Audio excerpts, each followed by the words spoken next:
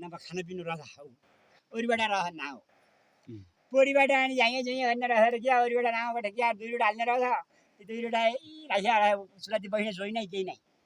पोरी झैँ अगाडि अगाडि हुकेर हटपट चुप्रो खानु अरे खाँदै छु बस्छ होइन अनि परिवार चाहिँ दाल धान्ने रहेछ झैँ जुम्मुमा हालिकन अनि एउटा सलक्क बाटो रहेछ 2 रोट खानु रहेछ त्यही गरी जीविका चलाइरहेको छ पछि लास्ट अनि त्यही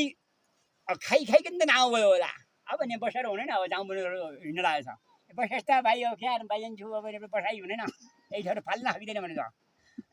कट्ठ आयोसम्म खुवाइ गऱ्यौ अब भाइ एउटा कट्ठ क्यारो क्या खुवाइ गरेँ मैले दे क्या खुवाइ गरेँ पोरी चाहिँ गर्ने भए होरी खाने भए पोरी चाहिँ गर्ने भए होरी खाने भए ओ त्यही हो त मेरो जान दुब्लीले गाडी त्यही सबै खाली छ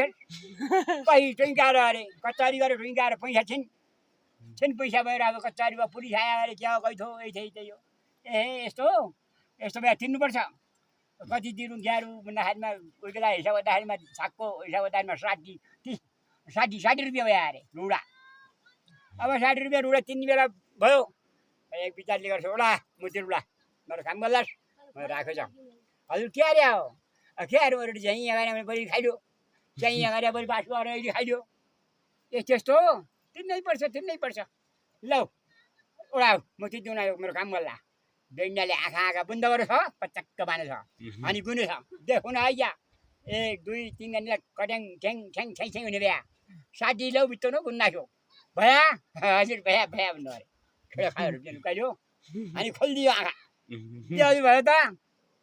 भयो रुपियाँ नाइ त रुपियाँ नाइ किन रुपियाँ नाइ हुन देऊ हुन त हुने रुपियाँ नाइ त भेजा भन्नु अरे त्यही नै एक डाडु तिउन दियो बटुवाई केही हो त क्या अरे जहाँ हुने हो अब चाहिँ खाने हान्यो अरे दे अब हुनिस् त्यही हो एक डाडु तिउन दिइदियो बेलाले तिर्नु के पो छु तितो पनि खाँदो पनि नदिएर बास गए पनि तेर्किन खाँदा आएन भने बङ्गला देखाएर त्यही हो उल्टो रुपियाँ तिर्नेले भेटाएपछि त्यही मालिकले क्या 60 रुपियाँ रुडा ल त्यही गरिबना खायो भनेर त्यही नै छुटेर पठाइदियो यस्तै कहानी धेरै